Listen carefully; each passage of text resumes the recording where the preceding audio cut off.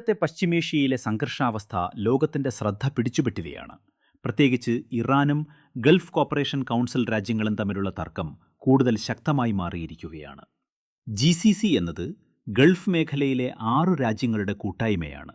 Saudi Arabia, United Arab Emirates, Qatar, Kuwait, Oman, Bahrain എന്നിവയാണ് ഇതിലുൾപ്പെടുന്നത്. സമീപകാലത്ത് അമേരിക്കയും ഇസ്രായേലും ഇറാനെതിരെ നടത്തിയ സൈനിക നടപടികൾക്ക് പിന്നാലെ ഇറാൻ ഇത് പ്രതികാര നടപടിയാണെന്ന് വ്യക്തമാക്കി.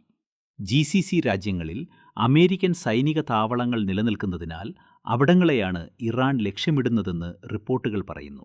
ഈ സാഹചര്യം മൂലം ഗൾഫ് മേഖലയിലെ വിമാന സർവീസുകൾ, എണ്ണവില, സാമ്പത്തിക സ്ഥിതി എന്നിവയും ബാധിക്കപ്പെടുന്നു.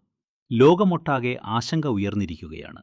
എളുപ്പത്തിൽ പറഞ്ഞാൽ ഇത് ഒരു രാജ്യവും മറ്റൊരു രാജ്യവും തമ്മിലുള്ള പ്രശ്നം മാത്രമല്ല, വലിയ രാജ്യങ്ങളുടെ രാഷ്ട്രീയ താൽപ്പര്യങ്ങളും സുരക്ഷാ ആശങ്കകളും ഉൾക്കൊള്ളുന്ന ഒരു അന്താരാഷ്ട്ര സംഘർഷമാണ്. ഇത്തരത്തിലുള്ള സംഭവങ്ങൾ ലോകസമാധാനത്തെ എങ്ങനെ ബാധിക്കും എന്നത് ഇപ്പോൾ ലോകം മുഴുവൻ ശ്രദ്ധയോടെ നോക്കിക്കൊണ്ടിരിക്കുന്നു.